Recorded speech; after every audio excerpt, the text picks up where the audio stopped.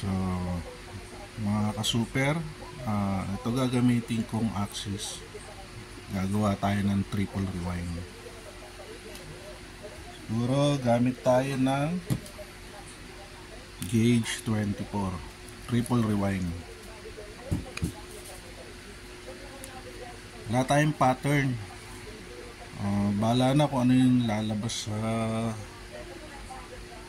sa tawas.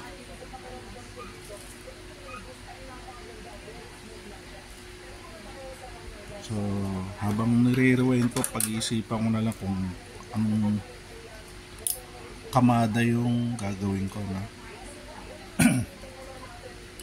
Okay, so umpisa na natin. Medyo madulas. Alright. Triple rewind, gauge 24.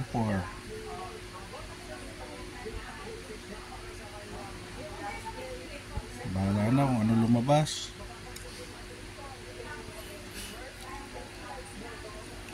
Tayo, 5 na tayo.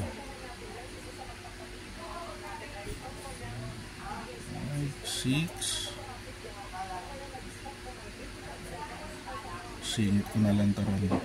Yung pang 7 natin. Singit natin dyan sa 5 and 6. Ayun siya. Kita Ayan. Okay. So yung 8, siguro dito na lang sa tabi ng 1. Okay. So yun yung una nating, yun ang ating base o unang rewind. Simple lang.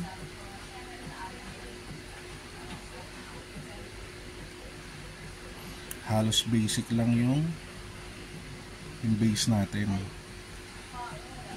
yung unang rewind. 3 4 4.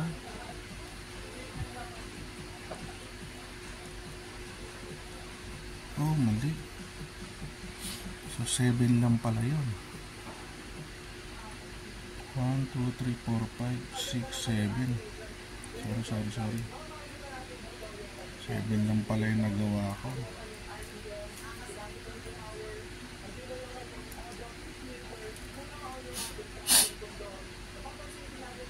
6 pa lang pala yan.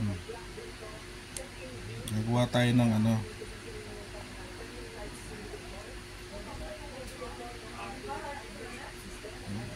gusto ko kasi ano eh, 8 rounds, 8 turns.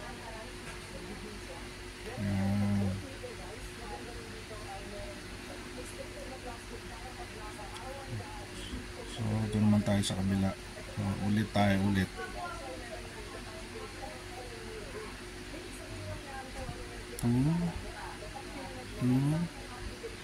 3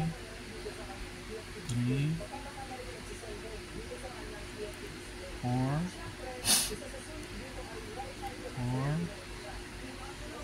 5. Yung 6 natin, singit natin doon. Okay, tapos 7 8. So sa mga nagtatanong bakit 8 lang yung ginawa ko, triple rewind pero 8 rounds, 8 turns lang siya. Kasi itong gamit kong axis, ang haba niyan. Mamaya sukatin ko, pero ito, ang haba na ito halos 13. 12 mahigit to eh, 12 mm plus. Mga gano'n. Masyado na siya mahaba. Kung maglalagay pa ako ng 10, baka hindi na kayanin ng battery ko. Tatakbo siya, oo, pero hindi niya mabibigay yung full potential nung makina. Kasi nga mas malakas, kukulangin yung battery natin. Kulang sa supply. pagka masyado nang mahaba. So kaya gagawa lang ako ng 8 turns para kaya pa rin i-drive ng battery natin.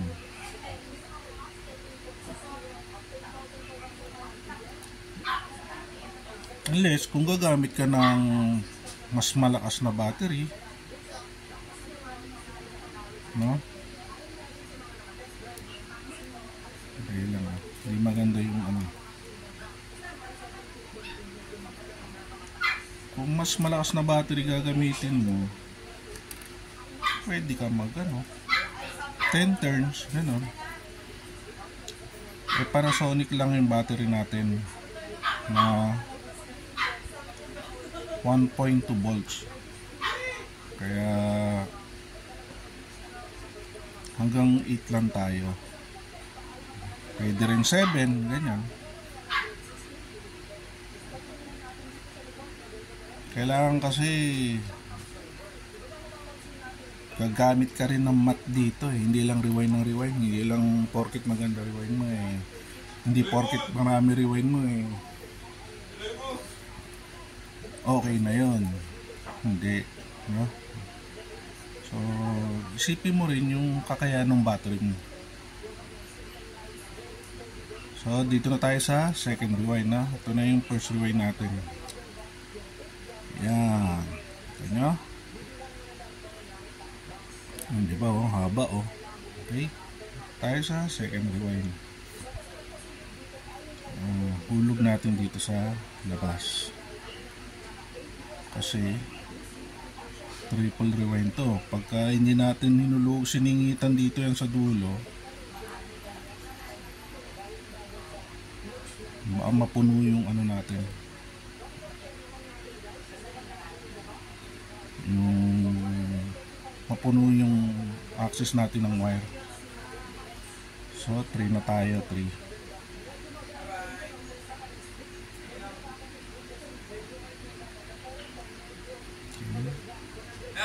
Oh. Okay na?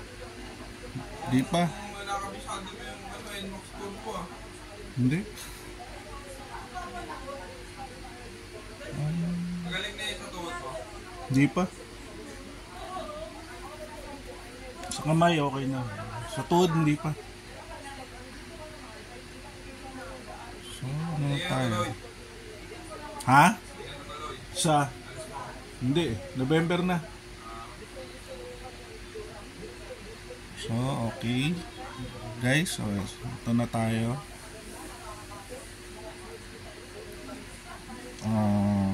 Ilan na tayo? 2, 3,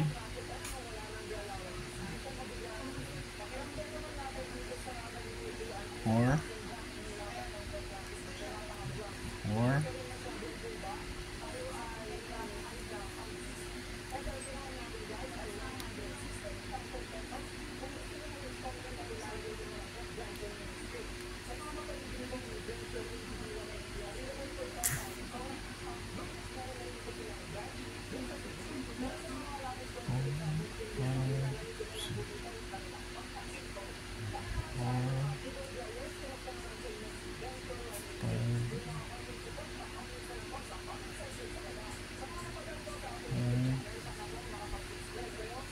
6,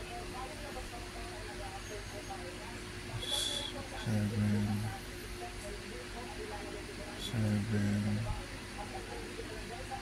8. So ayan siya, no? Nakagawa na tayo ng double rewind. So wala tayong pattern. Ganyan kasi ako mag-rewind, hindi ako nagpa-pattern talaga.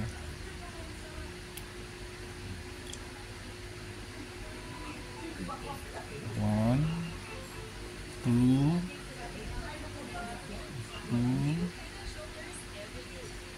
3,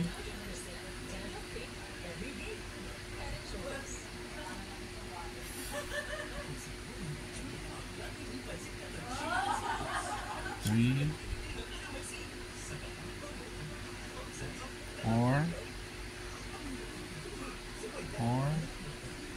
5,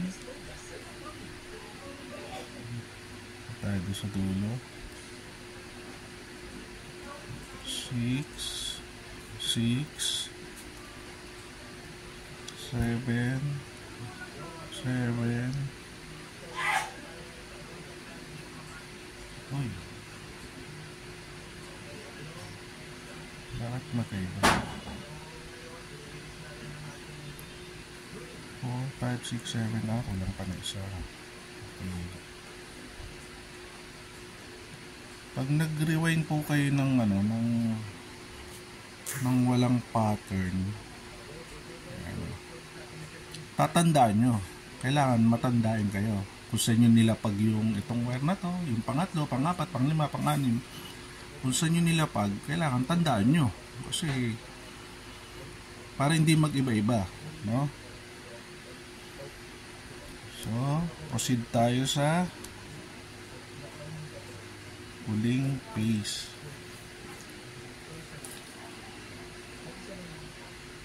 So, ulitin lang natin.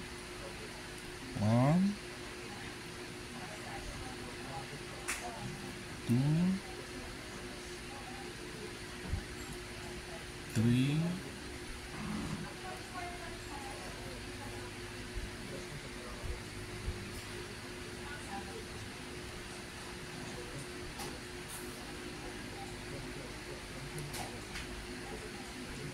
4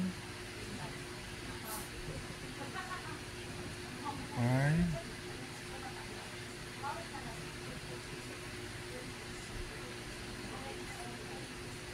6 7. Naku, parang sobra. Yun lang ang 8 niya. Mali pa yata.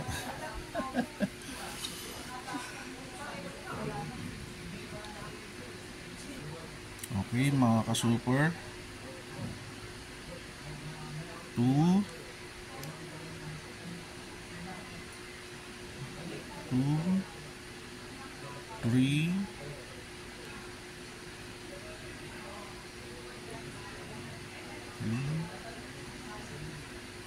4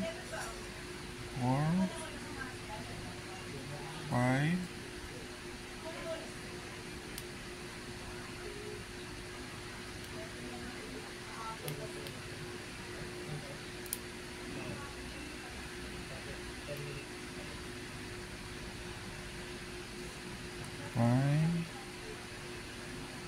6 6 7 7 8. So ayun mga ka-super, no, pag magre-rewind kayo ng walang pattern,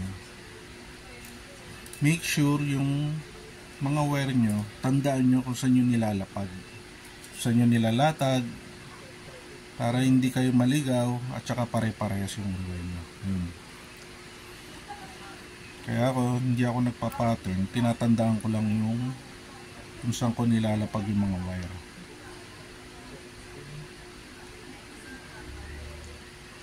Tapos yun, isa-save ko na yun sa utak ko. Kaya lang ako gumagawa ng pattern para may turo ko sa inyo, may share ko sa inyo yung mga kaalaman ko.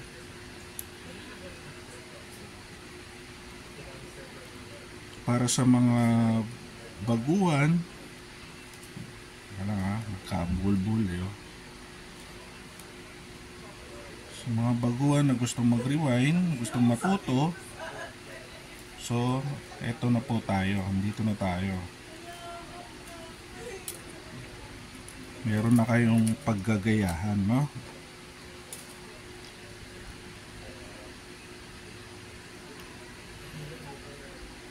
Ako, halos sariling sikap lang talaga ako.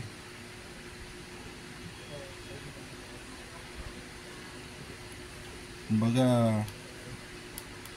ginamit ko yung paraan na challenge ako. Kaya ako natuto mag-rewind, nagpursige ako mag-rewind. Na-challenge ako sa mga kalaban ko.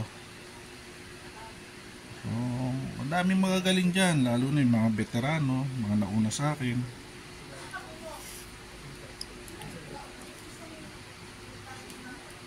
Dati tanong-tanong lang din ako.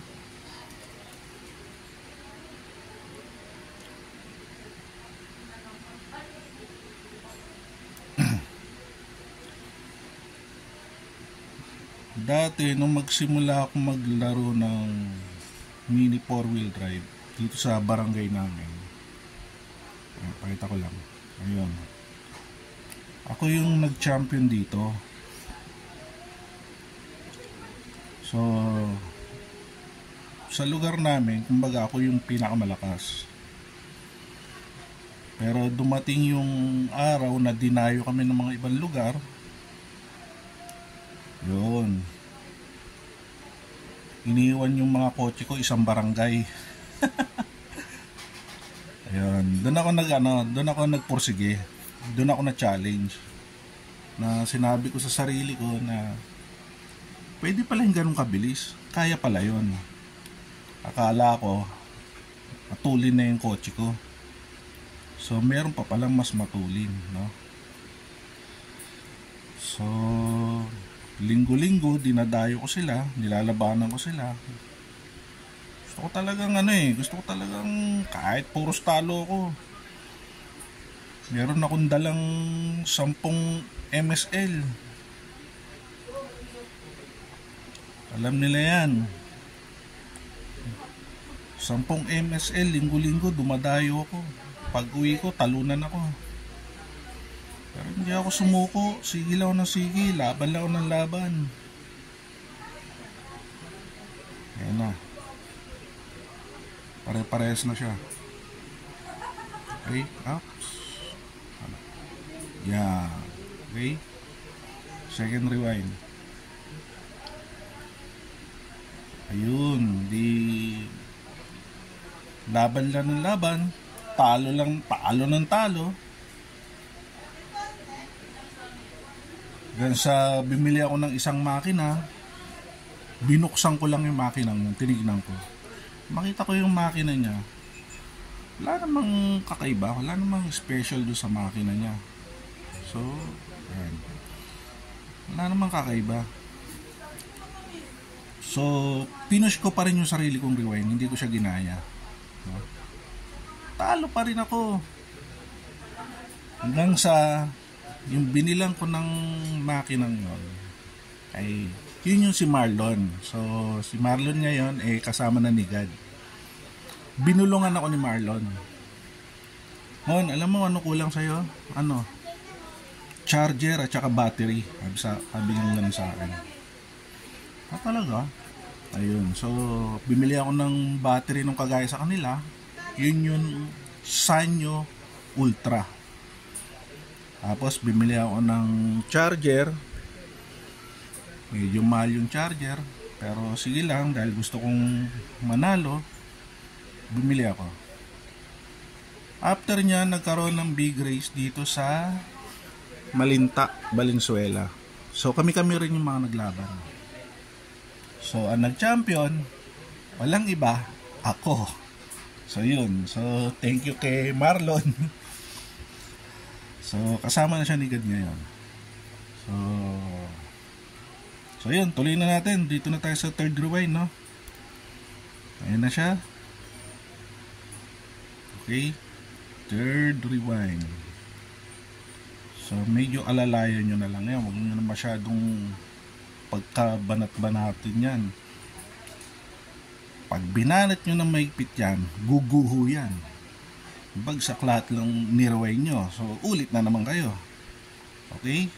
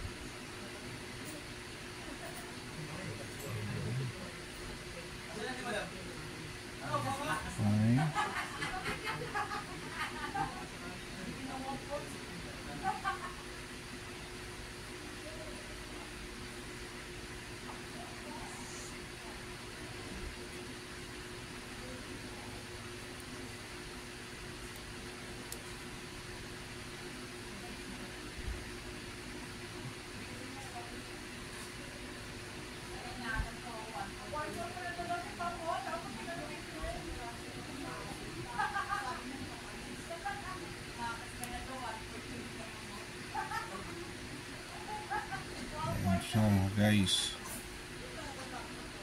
Puno na siya, no? So hindi talaga natin pwedeng lagyan ng 9 turns, lalo na 10 turn.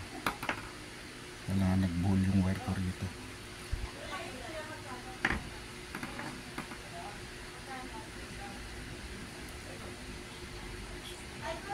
So kasi medyo makapal tong wire na to, gauge 24 eh. So ayan siya, puno na, oh. Tingnan yung gilid, oh. Diba? So sa mga baguhan, baka hindi nila magawa to, no? Tulak ko lang para mamaya yung wire natin makadaan. Ayan na, oh, sikip na, oh.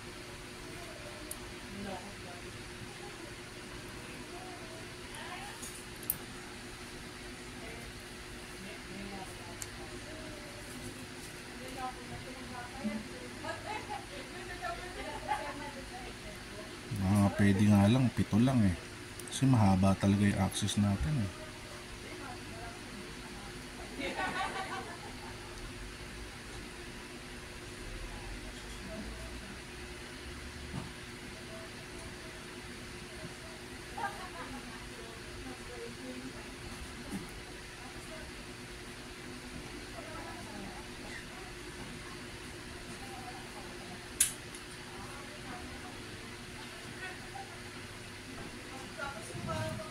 Lumilis yung wire sa loob, oh.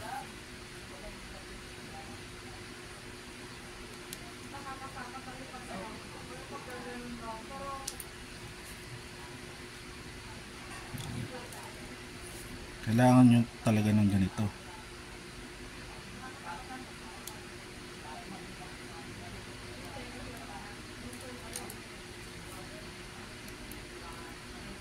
Kasi talagang sa loob umiiba siya ng linya.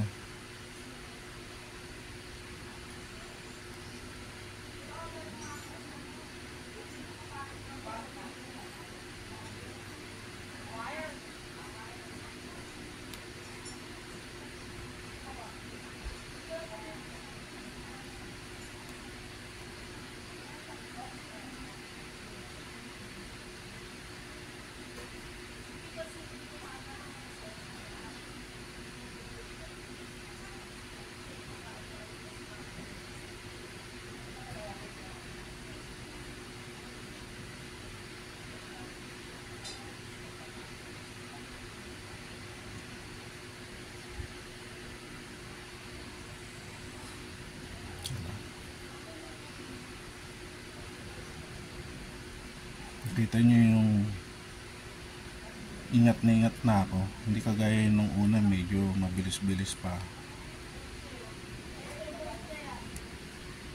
Ngayon eh iniingatan ko na, kasi pag gumuho yan, masasayang lahat ng pinaghirapan ko. O kahit kayo ganun din, masasayang lahat ng rewind nyo.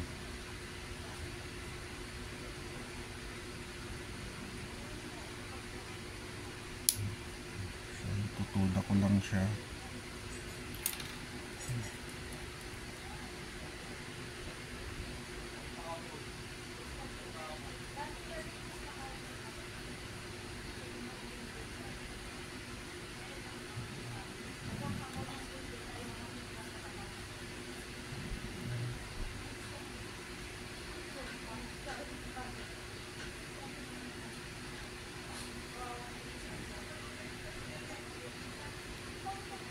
Sayang naman kung uulit kayo. Sayang ang wire, sayang yung oras, yung pagod.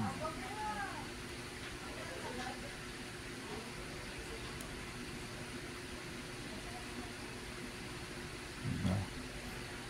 Tapos yung una nyo palang gawa eh yung papala yung pinakamalakas kesa rin sa inulit nyo.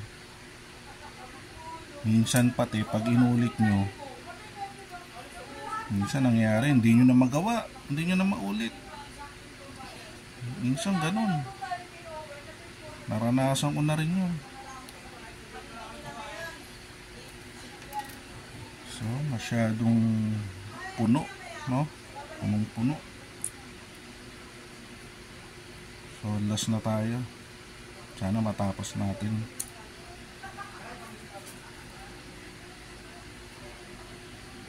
So, dapat pala pag mga ganito kahaba mga 7 turns lang tayo, 7 rounds.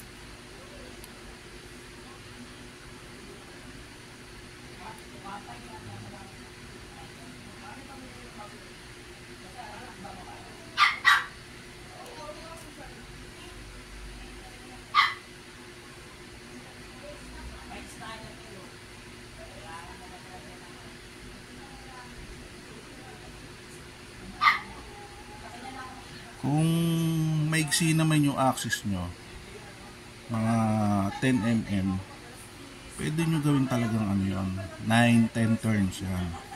Pero sa kagaya nito, ganito kahaba, 7-8 yan. 8, ang hirap na nga yan.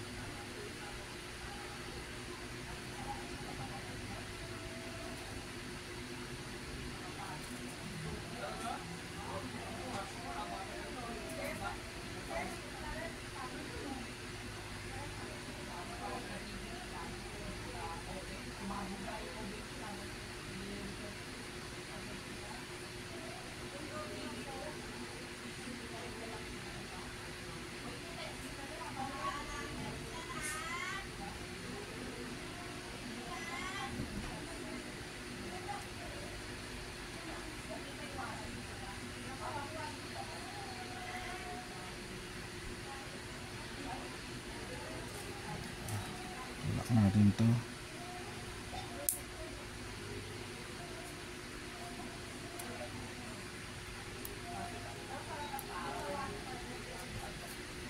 Last na tayo guys.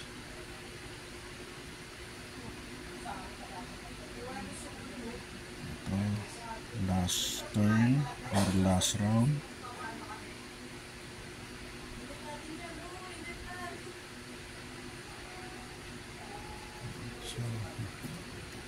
Bago natin hulog sa labas, tulak ko lang to para walang nakalabas na wire, no? Last na tayo.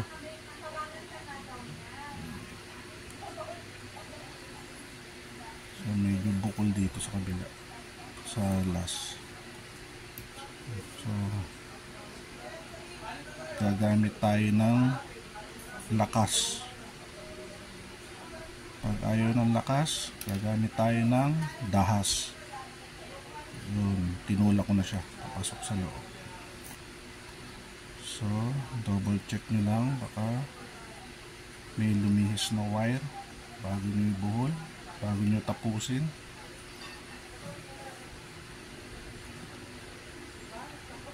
So, okay naman siya.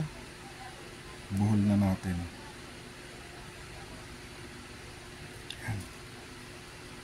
Check.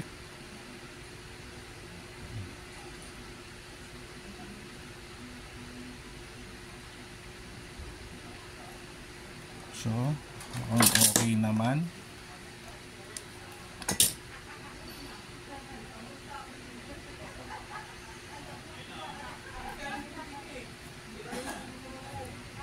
Tulak-tulak.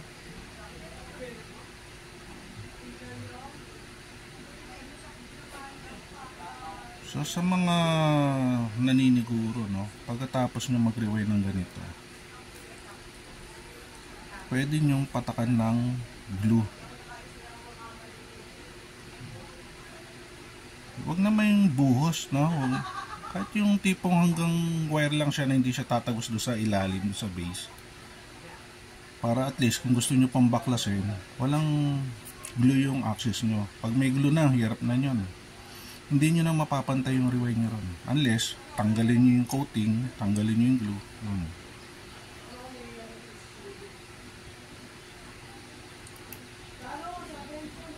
So, tingnan nyo lang yung mga singit-singit, baka lumabas yung wire.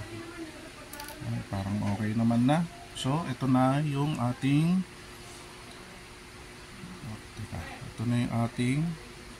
triple rewind. Yan.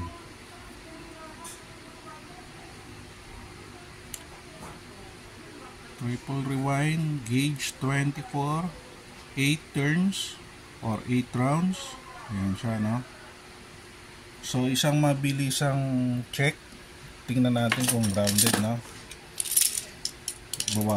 Kayasin ko lang yung yung wires. Kahit isa lang yung kayasin nyo para lang ma-check nyo kung grounded o hindi, no? Ayan, no? So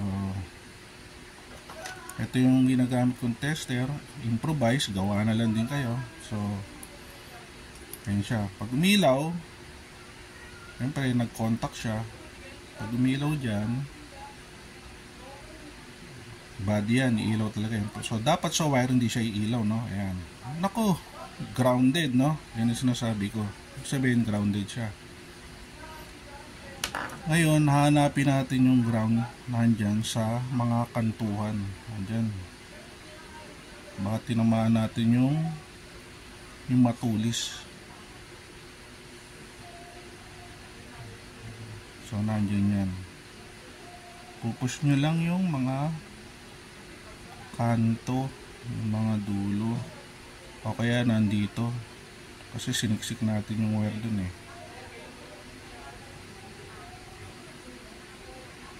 Tulak-tulak nyo lang.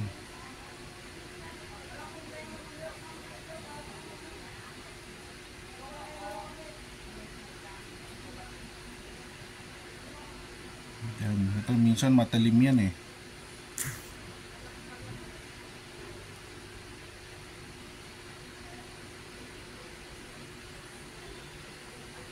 Tulak lang natin. Tandaan lang, no? Para hindi masira yung rewind natin.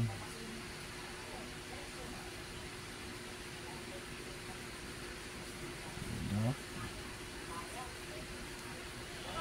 Ito, tulak. Tulak.